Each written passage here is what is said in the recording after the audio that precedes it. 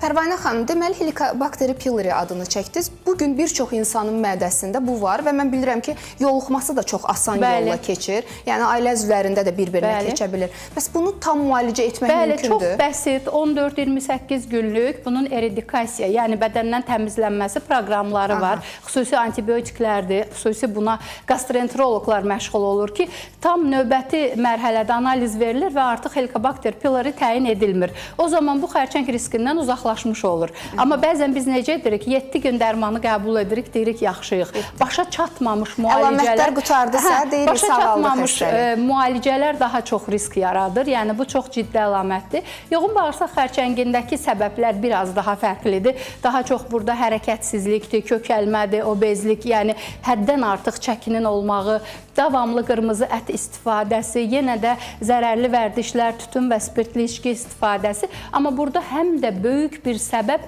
bir bağırsaq poliplərinin olub gözdən qaçmasıdır. Yəni, biz bağırsaqda olan bir əlavə çıxıntı deyək, polipi görürük. Endoskopik üsulla o götürülürsə, bu xəstənin bağırsaq xərçəngi olma riski demək olar ki, sıfırlanır. Amma biz o polipi görmürük, o zədələnir, xoralaşır, illər keçir, təkrar zədələnir və axırda bağırsaq xərçəngi ilə xəstə qabağımıza gəlir, qarşımızda əyləşəndə təəssüf ki, bu biraz daha gecikmiş olur.